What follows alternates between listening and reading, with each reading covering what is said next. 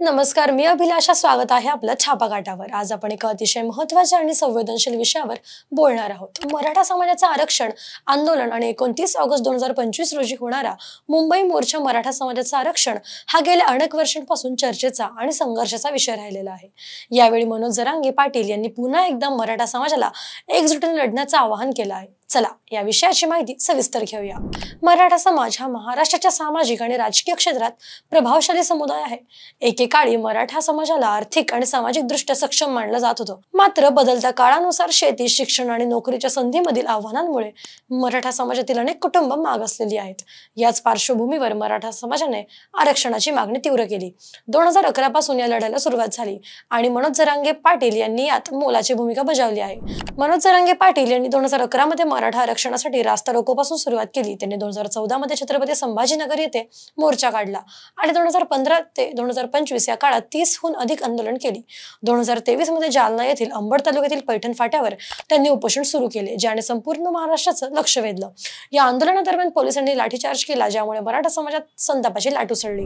यानंतर 27 जानेवारी 2024 रोजी सरकारने मराठा समाजाच्या मागण्या मान्य करत अध्यादेश जारी केला. पण हा अध्यादेश पूर्णपणे ओबीसी प्रवर्गातून आरक्षण देण्याचा मुख्य मुद्दा प्रलंबित ठेवतो. आता 29 ऑगस्ट 2025 रोजी मनोज जरांगे पाटील यांनी पुन्हा एकदा मुंबईकडे मोर्चा काढण्याचा निर्णय घेतला आहे.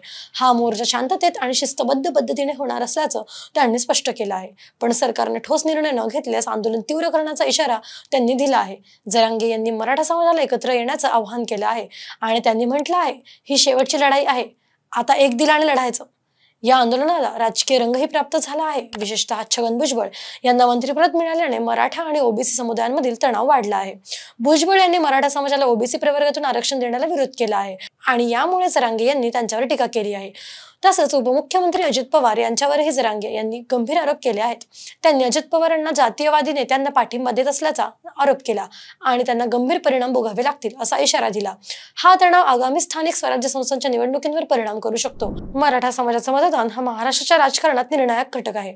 यापूर्वी 2018 मध्ये देवेंद्र फडणवीस सरकारने मराठा समाजाला आरक्षण दिलं होतं, पण सुप्रीम कोर्टानं ते रद्द केलं. आता मागासवर्ग आयोगाच्या अहवालावर आधारित 10% आरक्षण 20 फेब्रुवारी 2024 रोजी लागू झालं आहे. पण हा अहवाल सुप्रीम कोर्टात टिकेल का, याबाबत शंका आहे. मराठा समाजाच्या या लढ्याने सामाजिक एकता आणि राजकीय दबाव यांचा अनोखा संगम दाखवला आहे. मनोज जरांगे पाटील यांचा लढा हा केवळ आरक्षणापुरता मर्यादित नसून सामाजिक न्याय आणि समानतेचा लढा आहे. 29 ऑगस्टचा मोर्चा हा मराठा समाजाच्या एकजुटीचं प्रतीक ठरणार आहे.